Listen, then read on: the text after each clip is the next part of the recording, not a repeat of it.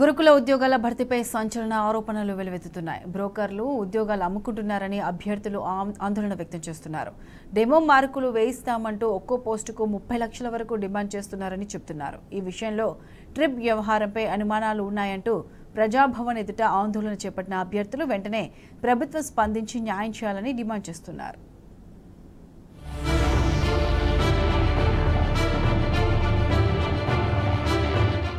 ఉద్యోగాల భర్తీ వ్యవహారంలో బ్రోకర్లు చెలరేగిపోతున్నారు. ప్రభుత్వ ఉద్యోగాలు ఇప్పిస్తామంటూ అంగట్లో అమ్మకానికి పెడుతున్నారు. గురుకులాల్లో జూనియర్ లెక్చరర్ పోస్టులను ఇప్పిస్తామంటూ పలువురు బ్రోకర్లు అభ్యర్థులను నిలువుదోపిడీ చేస్తున్నారనే ఆరోపణలు వినిపిస్తున్నాయి.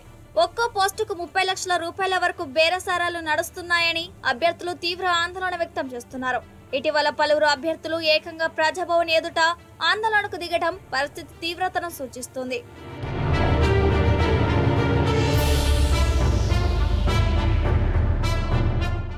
రాష్ట్ర వ్యాప్తంగా ఎస్సీ, ఎస్టీ, మైనారిటీ, బీసీ గురుకులాల్లో junior lecturer, degree lecturer, physical director, librarian కలిపి మొత్తం 2876 పోస్టుల భర్తీకి ట్రిప్ చర్యలు చేపట్టింది.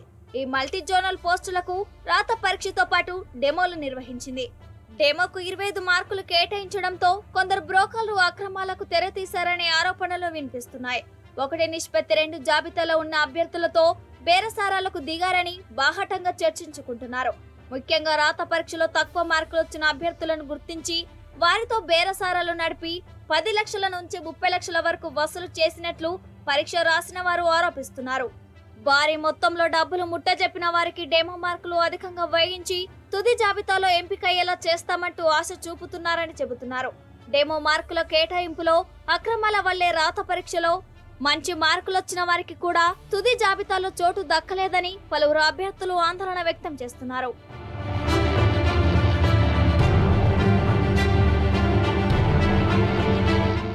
ఈ నేపథ్యంలో రాత పరీక్షకు హాజరైన పలువురు అభ్యర్థులు ప్రజాభవన్ వద్ద నిరసనకు దిగారు. దీనిపై ప్రజాభవన్ ప్రజావాణిలో ఇప్పటికే 4 సార్లు ఫిర్యాదు చేసినట్లు తెలిపారు. అయినా ప్రభుత్వం నుంచి స్పందన లేదని అభ్యర్థులు ఆందోళన వ్యక్తం చేస్తున్నారు. ప్రజావాణిలో మొదటిసారి దరఖాస్తును అందజేసినప్పుడు అక్నాలెడ్జ్మెంట్ తో పాటు దరఖాస్తును స్వీకరించినట్లు మొబైల్ కు మెసేజ్ వచ్చిందని, కానీ ఆ తర్వాత దరఖాస్తు అందజేస్తే అటువంటి మెసేజ్లు కూడా రాలేదని వెల్లడించారు. ప్రభుత్వం వెంటనే స్పందించి జేఎల్, డిఎల్ పోస్టుల భర్తీపై పూర్తి స్థాయి విచారణ జరపాలని, డెమోలను మరోసారి నిర్వహించాలని వారు డిమాండ్ చేస్తున్నారు.